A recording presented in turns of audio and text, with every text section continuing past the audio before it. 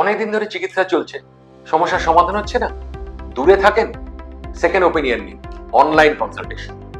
অনেক ক্ষেত্রে দেখছি পেশেন্টের ট্রিটমেন্ট চলছে, বহুদিন ধরে চলছে, কিন্তু তার সমস্যার কোনো সমাধান হচ্ছে না, তার সিমটম কোনো লাঘব হচ্ছে না, বা হয়তো ইনফার্টিলিটি, বন্ধ্যাত্ব, তার প্রেগনেন্সি আসছে না, অথচ ট্রিটমেন্ট চলছে।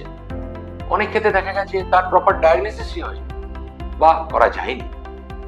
সেক্ষেত্রে যারা কলকাতা থেকে দূরে থাকেন তারা কলকাতায় এসে দেখাবেন, সেটা ব্যয় সাপেক্ষ, সময় সাপেক্ষ, তারা করে উঠতে পারছেন না, ফলে প্রপার ট্রিটমেন্ট থেকেও বঞ্চিত হচ্ছেন।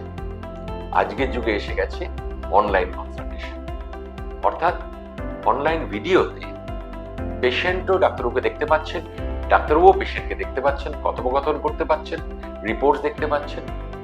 অনলাইন কনসালটেশন এসে গিয়ে যারা দূরে থাকেন, কলকাতা থেকে দূরে থাকেন, অথবা অন্য কোনো কারণে আসতে অসুবিধে হচ্ছে, সে তাদের কিন্তু একটা সেকেন্ড ওপিনিয়ন নেওয়া, যে ট্রিটমেন্টটা ঠিক মতো যাচ্ছে কিনা, ডায়াগনোসিসটা ঠিক মতো হয়েছে কিনা, বন্ধ্যাত্বের আসল কারণটা কি এবং তার সুরাহা কি, এসব ব্যাপারে ওপিনিয়ন নেওয়া বা ডাক্তারবাবুর পরামর্শ নেওয়া অনেক সহজ হয়ে গেছে।